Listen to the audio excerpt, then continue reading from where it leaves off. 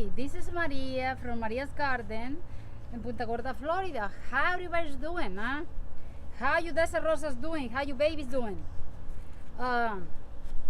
Okay, doesn't matter right now. It's winter. Most of the country we are still like in Florida. We still 60, 70, maybe 80. It's a little hot still here, but it's not raining anymore. So if everybody's asking me when to clip the desert rosas, okay, when to clip the desert rosas is when it's not raining, for sure. When to clip them, right when we in winter or before winter, like right now. Right now, most of the states are 40, 50, freezing. I know you desert rosas are inside, okay? So this is the time to clip it. Why? Because if you clip it right now, when the rainy season comes, they all heal and they're ready to go. If you clip it in the spring, what's gonna happen? You're gonna put it as soon as the spring comes. You're gonna put them outside, and when you put them outside, you cut them. You're gonna have a high chance of getting root rot. Okay, so this is the time to cut them. Doesn't matter where you are, they are inside or outside. If it's not raining, I know California is raining, okay? If it's not raining where you live and it's cold, it's time to cut them, okay? If it's not raining and it's hot like Florida, it's time to cut them. If it's raining, you cannot cut them until the rain stops. So every state is different. For example, here in Florida, right now, it's not raining anymore. We're into the 70s and 80s right now, and it's not raining. So it's time for me to cut them because it's gonna get a little colder. We don't have really winter in Florida, but it's gonna get a little colder. And when it gets colder, you cut them, and they're gonna seal quick. So let me show you something. I have my alcohol, my cinnamon from Sam's Club, and my glue. Follow me. All these desert roses over here, all these are for sale, and I have a lot of more colors on the other side, but I have some in the back over here where they are in recovery, okay? My plants over here, they're in recovery, okay? A lot of my plants, I'm repotting, I'm redoing a lot of stuff, and I'm sorry about the weeds. I do this by myself, so it's hard. For example, over here, all these, first of all, whatever tool you decide to use, you have to clean it with alcohol.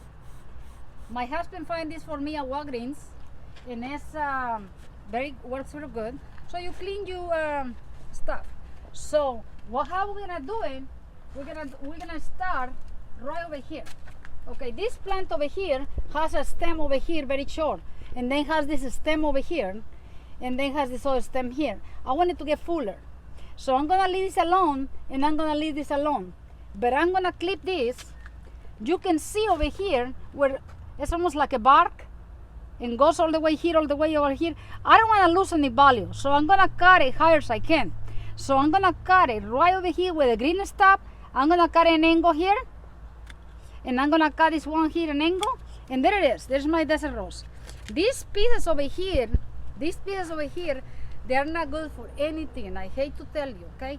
Maybe for grafting a 10-year-old desert rose, if this is red, you put it in the white. That's about it. They are not good.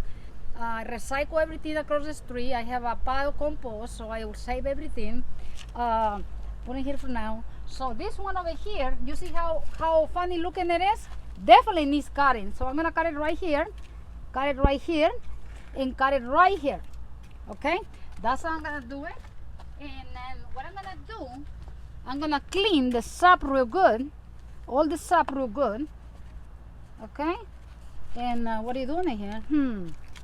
So then the next thing I need to do is apply the cinnamon. So how I'm gonna do this, I'm gonna put some, oops, I put too much. My goodness, Maria. I know you like cinnamon. This is a spicy cinnamon. I love the cinnamon. So this is the best way to do it. Just squeeze it there. Squeeze it there. Squeeze it right there. And then do the same thing to this other one over here. I of course put too much in my hand by accident, but let's see. like that. You're there. So, oh my gosh, it smells so delicious. It never goes to waste, but you can put it in the plants, okay? The plants love that. So, and we're gonna have to cut all at least 300 of these. So like this one, you see this one over here? 2 stems. I don't want 2 stems, so I'm gonna cut it high. I'm gonna cut it right high, but I'm not going to too low. There you go. This one over here, I'm gonna cut it right here.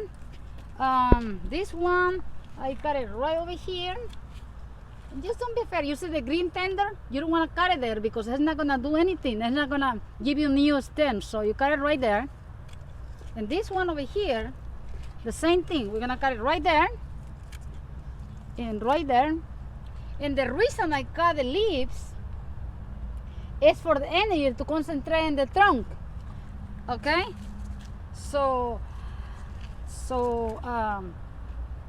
all the energy concentrated. But by me cutting them, right now, son, to show you how to cut them, I'm gonna concentrate all the energy in the stem for this to grow and stay the bottle. So that's why I'm not gonna cut them right now. I think I'm gonna wait a couple months, like in December when it's very, very cold, because you can do one thing at a time. Either cutting like this to split it and get it fuller, or just cut the leaves like this to get the trunk bigger. So it's all about what you want. You can do one thing at a time. This year you can cut the stems, or next year you can cut the leaves in half to concentrate the energy.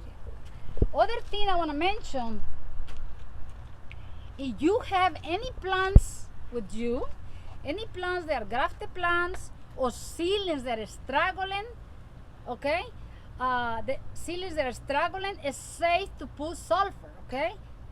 You don't need to know the pH to put sulfur in there. The sulfur is gonna help them, okay? And this is not coming from me. It's coming from people that have experience for 40 years doing desert rosas, and they are very, very old, and maybe resting in peace. They pass a lot of secrets, and some of the people told me a lot of things, okay, about desert rosas. I have friends. So sulfur, you don't need to test the pH in here to put sulfur. You can put sulfur in any desert rose that the trunk is not big, or you're having problems getting it going. Like I have a guy in my channel that has a tiny desert rose this big in his window. That desert rose is 3 years old. 3 years old means 3 years old and has a couple leaves on top. So what he needs to do, he needs to cut the leaves and put sulfur. Repare it with new soil, clean the pot, wash the pot with good soap and water, sanitize the pot in case there's any fungus or anything, get brand new soil and everything, and Osmocote, and repack his little baby right now and put sulfur in there. Sulfur is gonna get it going, okay? I know you need to test the HP before you put the sulfur, but no, you have a desert rose that is not doing anything, okay? So that's how it is.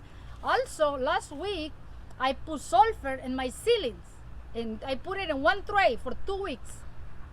2 weeks ago, I got a bunch of sulfur, and I tested it.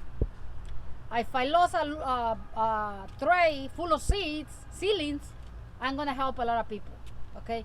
If I succeed in the sulfur help my little seedlings, it's gonna be plus for a lot of people. So guess what? I did put sulfur in my seedlings, and my seedlings looking bigger and bigger and bigger, okay? The baby seedlings, they are less than 2 months old. So, okay, and that's what I'm gonna say today.